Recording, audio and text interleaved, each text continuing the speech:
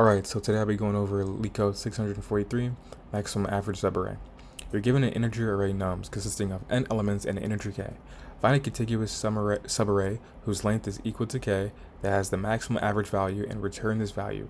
Any answer with a calculation error less than 10 to the negative 5 power will be accepted. So, as this problem kind of states, all we want to do is find a subarray that can produce our maximum average. And we want to make sure that subarray's length is equal to 4. And so in this case, we found our maximum average being 12.75. And then we found that by using this subarray, which length is 4, dividing it by 4. First, we sum up all these values, then we divide it by 4 to produce our maximum average. So, when thinking about how to solve this problem, you want to note that this problem is a sliding window problem. And how do we know that?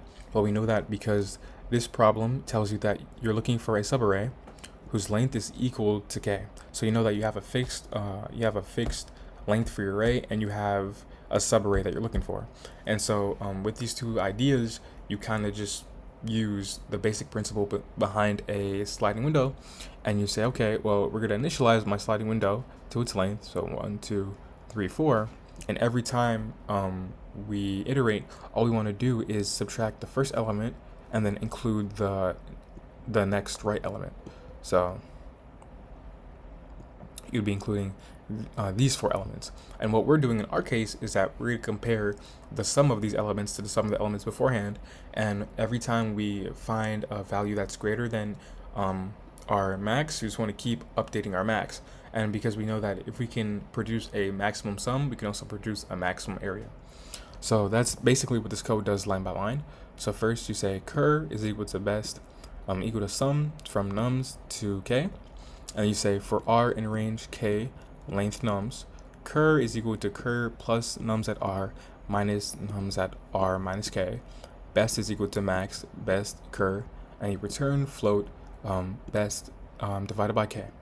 So that's basically, the code basically does what I just explained. So to go through it, I guess, one more time, what you do here is that you just initialize your window, and then from there you loop through starting at the kth element, because the first one is going to end up including 0, 1, 2, and 3, but you want to continue to iterate starting from this 4th element, or from what k is, not the 4th element, from what k is.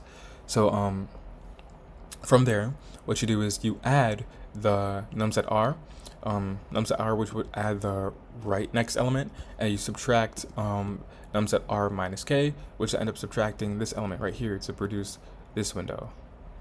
And then from there, you continuously compare the best to the current to see if you can produce a max, and continuously update it, and then you return your best divided by k to produce your average.